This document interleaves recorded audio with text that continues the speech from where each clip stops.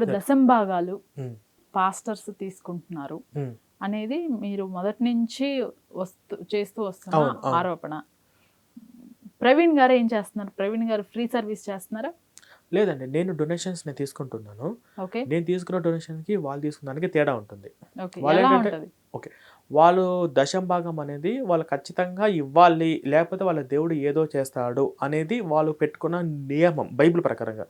కానీ నాకు స్వచ్ఛందంగా మీకు ఇష్టం వచ్చిన వాళ్ళు, మీకు తోచినంత వాళ్ళు ఎంతని ఇవ్వండి అని చెప్పి నేను అడుగుతాను. ఇందులో బెదిరింపులు అంటే ఏది లేదు.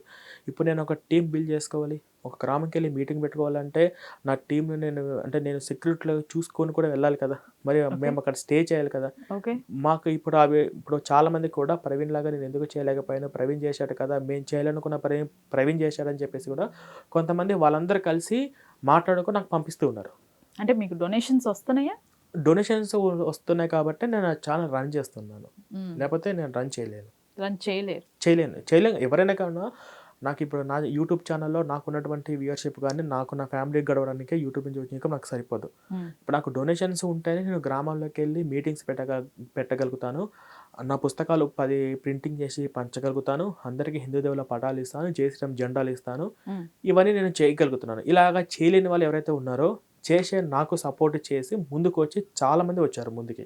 ప్రేరణ గారు మీకు ఎంత తక్కువ అయితే చెప్పండి, మేము చేయలేము, మీరు చేస్తున్నారు, నాకు బాగా నచ్చింది చెప్పేసి వాళ్ళందరూ కలిసి వాళ్ళు స్వచ్ఛందంగా వాళ్ళు ఇష్టపూర్వకంగా ఇస్తున్నారే కానీ నేను తీసుకున్న దాంట్లో బెదిరింపు లేదు. నమ్మి వాళ్ళ మతంలోకి వెళ్ళి పూజిస్తే పరలోకంలోకి వెళ్తారా? అంటే నమ్మి పూజిస్తారంటే అంటే బైబిల్ ప్రకారంగా యెహోవా దేవుడు అంటే పరలోకం ఉండే అవకాశం ఏమైనా ఉందేమో, ఒకవేళ నిజంగా బైబిల్ దైవ గ్రంథం అయితే. అది కాదులేండి, పక్కన పెట్టండి. బైబిల్ ప్రకారంగా యెహోవాను మాత్రమే దేవుడిగా పూజిస్తే పరలోకానికి వెళ్ళే ఛాన్స్ మేబీ ఉండొచ్చు. అది కూడా బైబిల్ దైవ గ్రంథం అయితే. అది ఫస్ట్ పాయింట్. యేసు దేవుడు అంటేనే నరకానికి వెళ్తారు, నో ఛాన్స్ బైబిల్ ప్రకారంగా.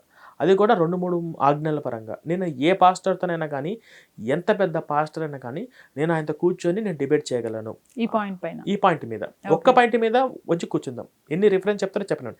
ఫస్ట్ పాత నిబంధన గ్రంథంలో ఎక్కడైనా కానీ యేసు వస్తాడనే ప్రస్తావన ఉందా? అసలు ఈ పాత నిబంధన గ్రంథం ఏంటి, కొత్త నిబంధన గ్రంథం ఏంటండి? అంటే బైబిల్ యేసు పుట్టక ముందు రాయబడింది పాత నిబంధన గ్రంథం, ఓల్డ్ టెస్టిమెంట్. యేసు పుట్టిన తర్వాత రాయబడింది కొత్త నిబంధన గ్రంథం, new testament. It's collection of A book, అనేక రకాల పుస్తకాల సముదాయం. దేన్ని ఫాలో అవుతున్నారు? కొత్తదాన్ని ఫాలో అవుతున్నారు? కొత్త నిబంధన గ్రంథమే మేము ఫాలో అవుతున్నాం అంటుంటారు. పాత నిబంధన గ్రంథం మేము ఫాలో కాలేదంటారు. అంటే పాత నిబంధన గ్రంథం ఫాలో కాలేదంటే ఈ దశభాగం కాన్సెప్ట్ ఉన్నది పాత నిబంధన గ్రంథం. కొత్త నిబంధన గ్రంథం దశభాగం కాన్సెప్టే లేదు. అంటే పాత నిబంధన గ్రంథంలో ఏవేవైతే వీళ్ళకి అనుకూలంగా మాట్లాడుకోవడానికి చెప్పడానికి కొంచెం ఈజీగా ఉంటుందో అవన్నీ తీసుకొచ్చి అక్కడక్కడ, అంటే ఇప్పుడు దశభాగం కాన్సెప్ట్ ఉంది కాబట్టి అది తీసుకొచ్చి ఇప్పుడు ఫాలో అవుతుంటారు. అందులో నీకు మీ ఇంటికి యెహోవా తోడే ఉన్నాడు అని చెప్పేసి కొన్ని బాగుంటాయి, ఇవి అన్నీ తీసుకొస్తూ ఉంటుంటారు. ఈ 10 ఆజ్ఞలు ఉన్నది కూడా పాత నిబంధన గ్రంథంలోనే, ఈ కొత్త నిబంధన గ్రంథంలో లేవు ఇవన్నమాట. దీన్ని ఎవరు రాశారండి అసలు ఈ కొత్త నిబంధన గ్రంథం? ఈ పాత నిబంధన గ్రంథం ఏదైతే ఉందో అది వచ్చేసి ఇప్పుడు యూదులు పాటిస్తున్నటువంటి తనకన గ్రంథం ఏదైతే ఉందో ఆ తనకన గ్రంథమే ఇది, అది యూదులు రాసుకుంది. ఈ కొత్త నిబంధన గ్రంథం ఏదైతే ఉందో యేసుతో ఉన్నటువంటి కొంతమంది శిష్యువులు, తర్వాత పౌలు, తర్వాత it's collection of A book, అనేక రకాల పుస్తకాల సముదాయం అని చెప్పేసి ఇలా అంటుంటారు. ఇవి రాసుకుంది. ఇవన్నీ కలిపేసి బైబిల్.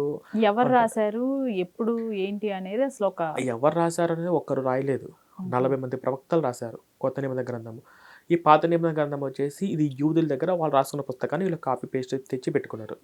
ఎందుకంటే సిమిలర్గా ఇప్పుడు ఈ పాత నిబంధన గ్రంథాన్ని ఇప్పుడున్న యూదులు కూడా పాటించటం లేదు.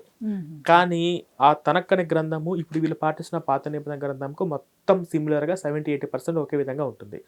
అంటే ఏ మతం ముందు ఉందంటే యూదులే ముందు ఉన్నారు. ఎందుకంటే యేసు పుట్టింది కూడా యూదా మతంలోనే.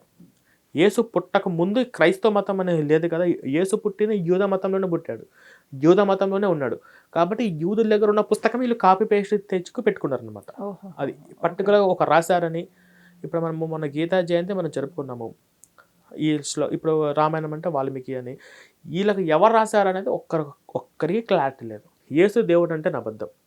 ఆయన పాపాల ద్వారా, అంటే మన పాపాల ద్వారా ఆయన రక్తం కార్చాడనేది కూడా అది కూడా అబద్ధమే. ఎందుకంటే యేసు కూడా కొంతమంది రోగులు వాళ్ళు కొన్ని పాపాలు చేశారని చెప్పి ఆ పాపాలకు ప్రాయశ్చిత్తంగా వాళ్ళకి ఇటువంటి శిక్ష ఉందని చెప్పేసి వాళ్ళు కుష్ఠులుగా, కళ్ళు లేని వాళ్ళుగా కొంతమంది రోగులు ఉంటారు. ఈ యేసు స్వస్థపరిచి ఇక నుంచి మీ పాపాలన్నీ పోయినాయి, మీరు ఇప్పుడు పుణ్యాత్ములు అని చెప్పేసి యేసు ఒక స్టేట్మెంట్ ఇచ్చేస్తాడు. అంటే వాళ్ళ పాపాలన్నీ పోయినాయి. వాళ్ళ పాపాలన్నీ పోయినాయి అంటే అర్థం ఏంటి? అక్కడ యేసు రక్తం గారిస్తే తప్ప పాపాలు పోవు అన్న కాన్సెప్ట్ పాస్టర్లు ఏవైతే చెప్తున్నారో అది తప్పు బైబిల్ ప్రకారంగా. అదొక పాయింట్. అట్లాగా ఆయన ఎందుకు చనిపోవాల్సి వచ్చింది అంటే, ఆయన ఒక పిరికివాడిగా ఉన్నాడు.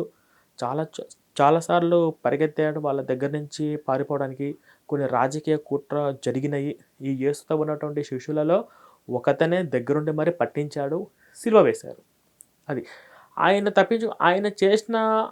ఎందుకు చనిపోయారంటే, యేసుప్రభు బైబిల్ ప్రకారంగా ఎందుకు సిలువేశారంటే, ఈ యూదులు పాటించే ధర్మశాస్త్రం ఏవైతే ఉందో అవన్నీ తప్పు అని ప్రకటించుకుంటూ వచ్చాడు. అది ఆ కాలంలో అక్కడ శిలువ శిక్ష ఉండడము, అది చట్టవిరుద్ధం కాబట్టి వాళ్ళందరూ కలిసి ఈ ధర్మశాస్త్రాన్ని తప్పుబడుతున్నారు, ధర్మశాస్త్రాన్ని లేకుండా చేస్తున్నాడు అని చెప్పి అక్కడున్న వాళ్ళు శిక్ష వేసి చంపారు. ఆయన చనిపోయిన దానికి సిలువ వేసిన దానికి ఇప్పుడు మనం చేసే పాపాలకి సంబంధం ఏంటి? ఒకటి ఫస్ట్ పాస్టర్లు వచ్చి ఏమంటారంటే జన్మతః పాపి, పుట్టడమే పాపి అంటారు. కానీ బైబిల్లో ఏసేమంటారంటే నేను ఈ భూమి మీద నీతిమంతులు పిలవ రాలేదు కానీ పాపులను వచ్చి తిని అన్నాడు. అంటే దానికి అర్థమైంది నీతిమంతులు కూడా ఉన్నారనే కదా. అది ఫేక్. సరే నువ్వు ఎట్లా పాపి అవుతావంటే, ఎప్పుడో ఎన్నో సంవత్సరాలు 5,000 సంవత్సరాల క్రితము ఆదాము అవ్వ ఆ దేవుడి మాట వినకుండా సైతాన్ మాట విని జ్ఞానఫలం తిన్నాడని చెప్పేసి ఆడెవడో పండు తింటే ఇప్పటికి నువ్వు పాపి ఏంటి? ఇది ఒకటి అనమాట. ఇట్లాగా ఇప్పుడు క్రైస్తవ సిద్ధాంతాలు ఏంటి అంటే, యేసు దేవుడు అనడమే అది యేసుకే అవమానం. నేను నా తండ్రి తప్ప లేరు, నేను నా తండ్రి నా అంతటా నేను ఏమి చేయలేని వాడిని అనుకుంటూ వచ్చారు.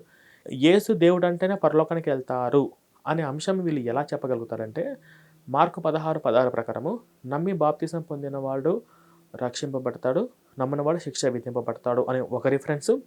యోహాను సువార్తలో కూడా ఒక చోట ఏముంటుందంటే నేనే మార్గము, నేనే జీవము, నేనే సత్యము, నా ద్వారా తప్ప నా తండ్రి వద్దకు ఎవరు రాలేరు అని చెప్పేసి 90% ఈ 2 రిఫరెన్స్ మాత్రమే చూపించి యేసు నమ్మితే పరలోకం అని చెప్పేసి వీళ్ళు ఈ భావన తీసుకొని వస్తారు. అంటే ఈ భావన జనాల్లోకి తీసుకురావడానికి మొత్తం ఈ క్రైస్తవ మత పెద్దస్తులు ఎవరైతే ఉన్నారో వాళ్ళు ఆలోచించింది ఒకటే, మతం అంటే అప్పుడు ఉన్నటువంటి అంటరాని వాళ్ళు, అంటే కొంచెం జ్ఞానం లేని వాళ్ళు, కొంచెం అంత ఎడ్యుకేట్గా లేని వాళ్ళు ఉంటారు కదా, వాళ్ళను మభ్యపెట్టడానికి 2 కారణాలు. ఒకటి భయపెట్టేనే చేయాలి, లేకపోతే ఆశ, భయం, ఈ రెండింటిని జనాలు కలుగచేయాలి. ఆశ ఏంటి? మొత్తం నీకు రుణమాఫీ, నువ్వు చేసే పాపాలన్నీ పోయి శాశ్వతంగా పరలోకంలో ఉంటావు అని అనగానే అవునా నిజమా అని చెప్పేసి ఇదొక ఇంత ఈజీగా ఉందా? ఇప్పుడు మనకు కూడా ఎవరైనా పొలిటీషియన్స్ మీకు అవి ఇస్తాం, ఇవన్నీ ఫ్రీ